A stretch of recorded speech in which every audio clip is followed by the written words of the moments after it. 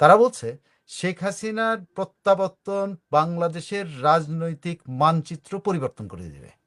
এটা হলো টোটাল, মানে মেজরিটির ইয়ে হলো যে মানচিত্র পরিবর্তন হবে। কেমনে মানচিত্র পরিবর্তন হবে? শেখ হাসিনা জেলে থাকুক আর বাইরে থাকুক, আওয়ামী লীগ বাংলাদেশে প্রাসঙ্গিক শুধু হবে না, আওয়ামী লীগ বাংলাদেশে প্রকাশ্যে, তাদেরকে নিষিদ্ধ থাকলেও তারা কিন্তু প্রকাশ্যে আসবে। কারণ শেখ হাসিনা যেখানে উপস্থিত, শেখ হাসিনার জন্য হলেও তারা প্রকাশ্যে চলে আসবে। অবশ্য প্রকাশ্যে আসলে কতজনকে এই সরকার দমন করবে? হুম। যখন লাখ লাখ মানুষ, তাদের বক্তব্য হলো যে যখন যদি মানুষের জোয়ার সামনে চলে আসে, সেক্ষেত্রে সরকার কিভাবে এটাকে সামাল দেয়। So, রাজনৈতিক একটা মানচিত্র চেঞ্জ হয়ে যাবে। কি মানচিত্র? নিষিদ্ধ হোক আর যাই হোক, আওয়ামী লীগ রাজনীতিতে পুনর্বাসিত হবে।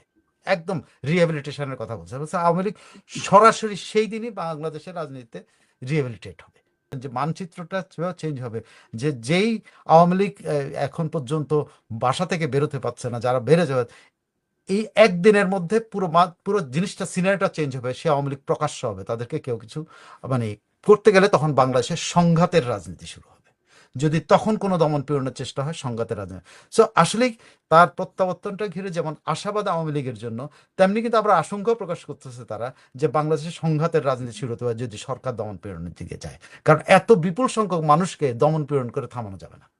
জীবনের ঝুঁকি নিয়ে হলো তিনি কেন ফিরে আসতেছেন, তিনি ফিরে আসতেছেন হলো তিনি মনে করতেছেন যে তিনি বাংলাদেশে, তিনি মনে করছেন যে তিনি কোনো অন্যায় করেন নাই। সে অন্যায় যেহেতু করেন নাই, উনি বাংলাদেশের জনগণের সামনে উনি আসবেন। জনগণ যদি তাকে বেছে নেয়, এই জনগণ যদি তাকে বেছে নেয়, তাহলে কার কি করার থাকবে কথা। শেখ হাসিনা কিন্তু টোটালি বিষয়টাকে পলিটিক্যালি নিয়েছেন। ওনার জীবন আশঙ্কা সত্ত্বেও, ওনার জীবনের উপর হুমকি সত্ত্বেও উনি কিন্তু পলিটিক্যালি জিনিসটাকে নিয়েছেন, যে রাজনৈতিকভাবে রাজনীতিতে। অলমোস্ট সকল আন্তর্জাতিক মিডিয়ায় শেখ হাসিনার এই রয়টার্সের যে ইন্টারভিউ সেটি পিক করেছে এবং তার ঘোষণাটাকে সবাই গুরুত্ব দিয়েছে। এত বেশি গুরুত্ব পাওয়ার মূল কারণটা কি আপনার কাছে কি মনে হয়? আর আন্তর্জাতিক মিডিয়াগুলো আসলে কি বলছে আপনার কাছ থেকে যদি বিশ্লেষণটা শুনি।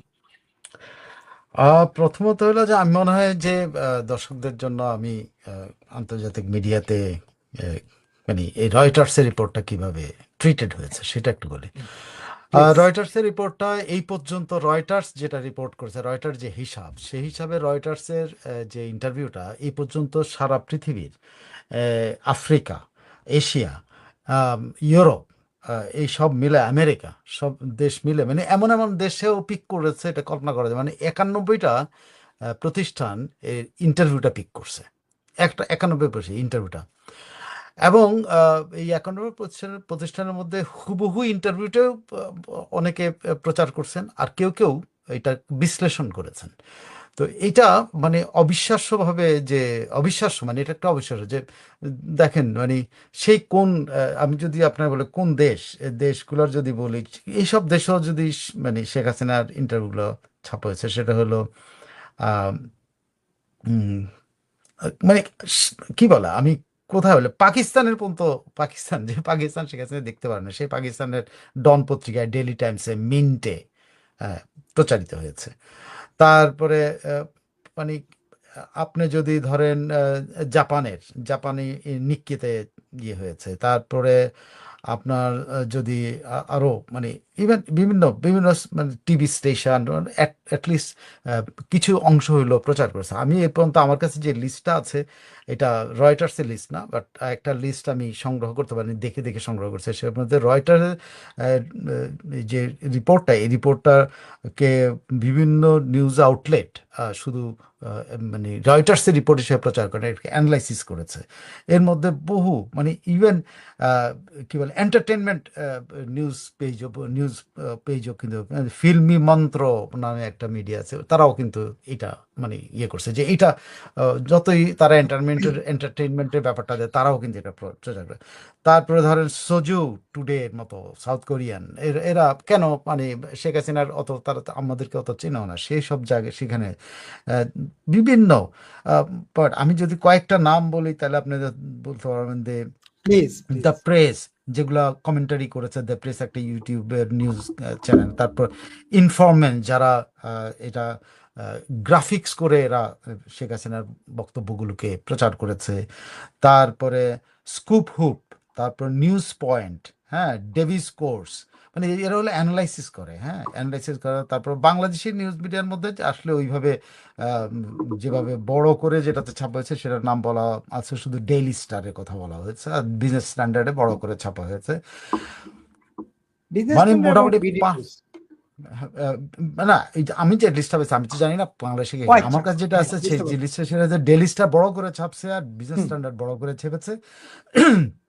5 কন্টিনেন্টে এটা ছাপা হয়েছে। তারপর ধরেন নাটশেল টুডে, তারপরে আপনার যদি বলে ইয়াহু নিউজে ছাপা হয়েছে, দ্য ইন্ডিপেন্ডেন্টে ছাপা হয়েছে, আইটিভিতে ছাপা হয়েছে, ইউএস নিউজে ছাপা হয়েছে, লস অ্যাঞ্জেলস পোস্টে ছাপা হয়েছে, এওএল এ বাবা। ছাপা হয়েছে, নিক্কি এশিয়াতে ছাপা হয়েছে, দ্য স্ট্রেট টাইমস সিঙ্গাপুরে ছাপা হয়েছে, channel news Asia Singapore base channel news এশিয়াতে প্রচার হয়েছে, মালয়েশিয়ার মালয় মেইলে ছাপা হয়েছে, দি সানে প্রচার হয়েছে, মিডল ইস্টের আল আরাবিয়াতে প্রচার হয়েছে, গালফ নিউজে প্রচার হয়েছে, খালিজ টাইমসে প্রচার হয়েছে, আরব নিউজে প্রচার হয়েছে। এবার যদি আপনি আসেন এই ইন্ডিয়া এবং পাকিস্তান মিলায় দেখেন, পাকিস্তানের ডন, ডেইলি টাইমস, মিন্ট, তারপরে ইন্ডিয়ার Hindustan Times, Anandabazar, the Hindu, NDTV, Times of India, হ্যাঁ, তারপরে কি বলেন, এরকম অনেকগুলো, অনেক অনেক অনেক, মানে আপনি স্ট্রেট নিউজ গ্লোবাল, তারপরে যেগুলো অ্যানালাইসিস ছাপা হয়েছে সেটার মধ্যে ইনসাইট এক্স, UMMID.com, স্ট্র্যাথিয়া একটা আছে যেটাতে অ্যানালাইসিস ছাপা হয়েছে, নিউজ কর্ড ইউকেতে ছাপা হয়েছে। তারপরে আপনার কি বলে, আমি কত নাম বলে, আপনি আপনি যদি নাম বলতে থাকি অনেক নাম, যেগুলো নাম আশ্চর্যজনকভাবে শেষ করা যাবে না। মানে শেষ করা, আমি আমার পক্ষে এত নাম আর পড়া, দি ফাইনাল কি বলে, ডিসাইফার বা এএনসি, তারপরে অনেক, আইটিভি ইউকে, তারপরে এরা সবাই মানে আপনি যদি নাম খোঁজেন, আমার কাছে লিস্টে আছে প্রায় 60-65, এত নাম বললে মানুষের কেউ এত ইয়ে করে, কিন্তু মানে ব্যাপক। এটাকে বলা হচ্ছে 5টা কন্টিনেন্টেই এটা পিক করেছে শেখ হাসিনার ইন্টারভিউটা, কেউ অ্যানালাইসিস করেছে, কেউ শুধু শুধু শুধু ইন্টারভিউটা ছিল, কেউ ইন্টারভিউর সাথে নিজস্ব মতামত দিয়ে ছাপিয়েছে, এরকম ইন্টারন্যাশনালি এটা বের করেছে।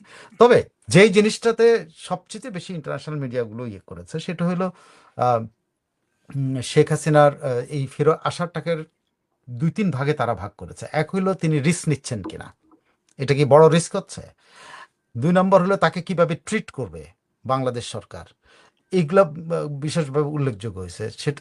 এবং তার ফিরে আসার ইয়েটাকে আন্তর্জাতিকভাবে কিভাবে দেখা হবে, এবং আন্তর্জাতিক সম্প্রদায়গুলো তার নিরাপত্তার ব্যাপারটা কিভাবে দেখবে, এই বিষয়গুলো যেমন আন্তর্জাতিক নিরাপদ ইয়েগুলো কথা, তার বিষয়গুলো দেখার কথা বলছেন যে তারা প্রথমে হয়তো তাকে নিরুৎসাহিত করতে পারেন যে এরকম একটা মৃত্যুদণ্ডের ইয়ে নিয়ে তারা না, তার যাওয়া উচিত না, তাকে নিরুৎসাহিত করতে পারে, তার সাথে আলোচনাও করতে পারে, এটাও তারা বলছে। কিন্তু কথা হচ্ছে যে তিনি বাংলাদেশের নাগরিক, তিনি চাইলেই বাংলাদেশে ফেরত যেতে পারেন, তাকে কেউ মানে অফিসিয়ালি না করতে পারে না।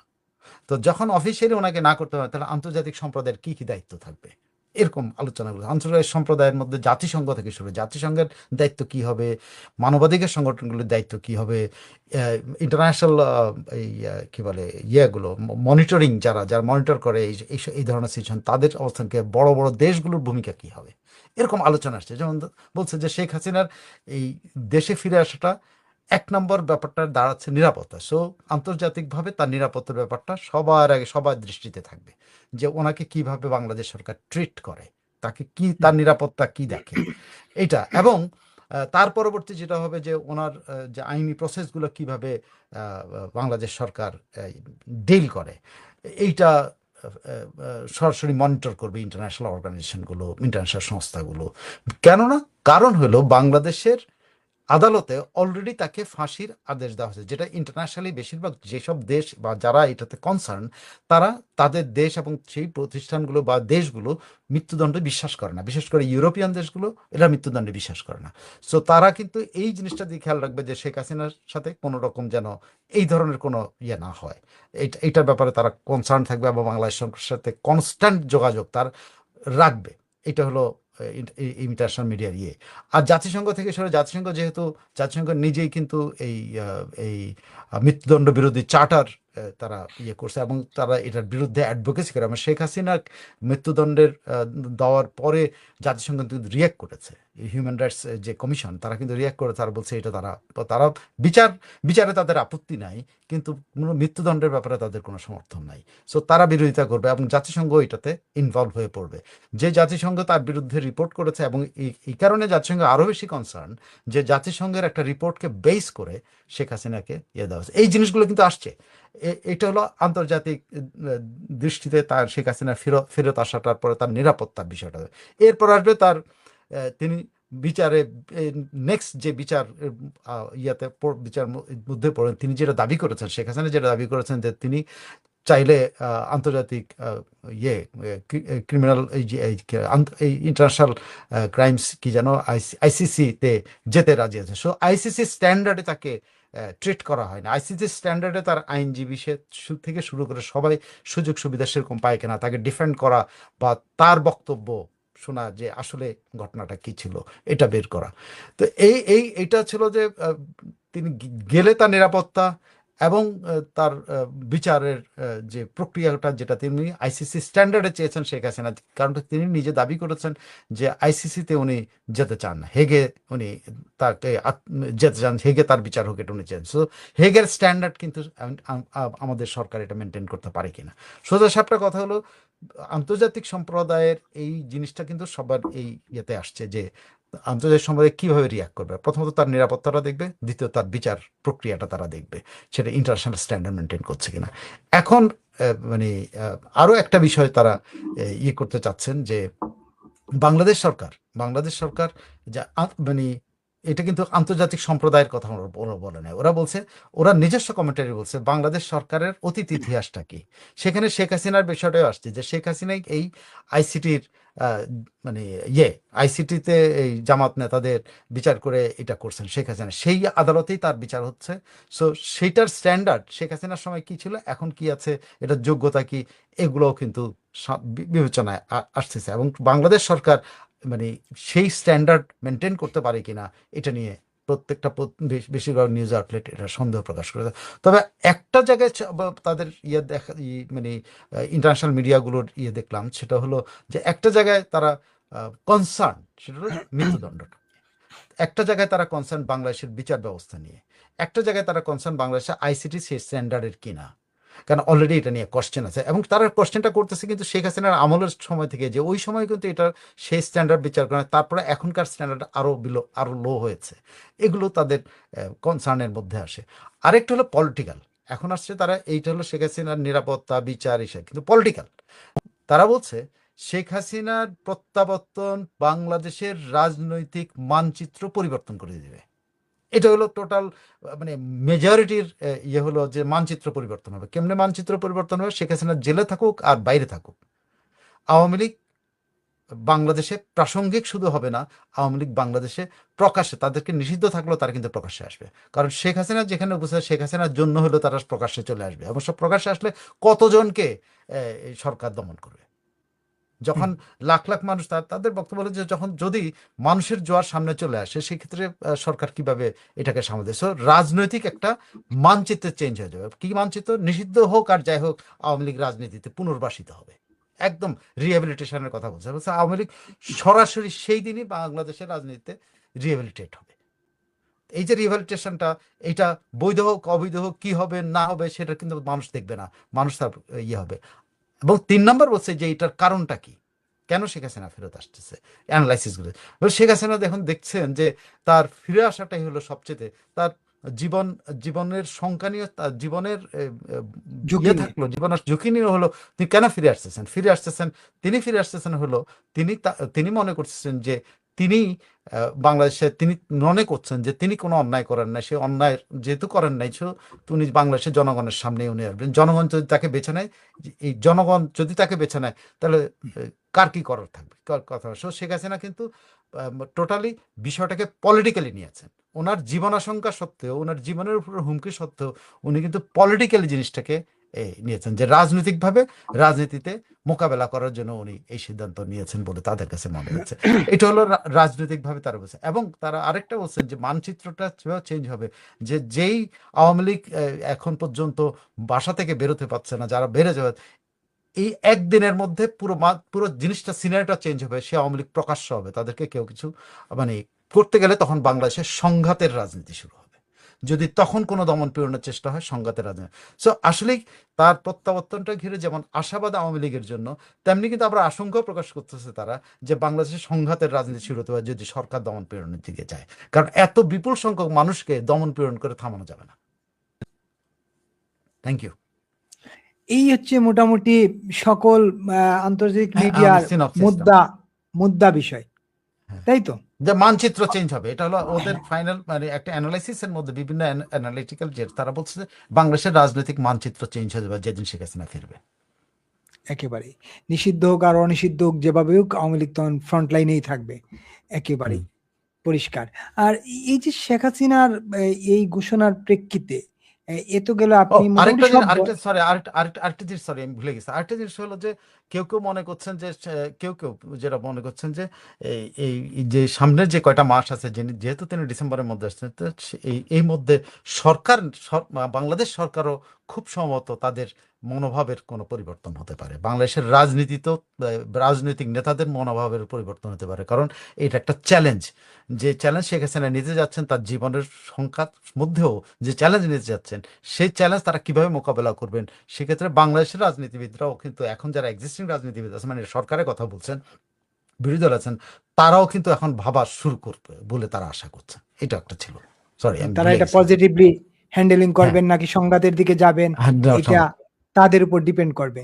এইরকম সংঘাতের কথা পত্রিকা বেশিরভাগ সংঘাতের দিকে গেলে বাংলাদেশ ডুমড হবে, কারণ সংঘাতের এত বিপুল সংখ্যক বিপুল সমর্থন পুষ্ট একটা দলকে দমন করার দিকে যদি যায়, তাহলে এটা যদি সংঘাতের দিকে যায়, বাংলাদেশ দীর্ঘমেয়াদী একটা ইয়ের দিকে চলে যাবে, টারময়েলের দিকে চলে যাবে। গৃহযুদ্ধ যেটাকে বলছে না, আমি সবাই। আমি গৃহযুদ্ধ ওরা বলে নাই, ওরা আচ্ছা, ওরা হচ্ছে টারময়েলের কথা বলছে তারা, যে একটা বড় ধরনের ইয়ে হবে, টারময়েল হবে বাংলাদেশে, যেটা দীর্ঘমেয়াদী হবে, আচ্ছা। অস্থিরতা যেটা বলতে। অস্থিরতা, সহিংসতা, অস্থিরতা, এইরকম সংঘাতের দিকে। তাইলে এখন বিষয়টা হচ্ছে যে আরো আলোচনা হচ্ছে যে শিগগির আরো গণমাধ্যমে শেখ হাসিনার ইন্টারভিউ আসবে এইরকম। কিন্তু এই যে বিশ্বের অন্যান্য দেশের বিশ্লেষকরা, বিশেষজ্ঞরা শেখ হাসিনার বক্তব্যকে যেভাবে অ্যানালাইসিস করলেন তাদের মতো করে, বাংলাদেশে তো কিন্তু তার চিত্র উল্টো। আপনি কিছু বলতে চাইছেন?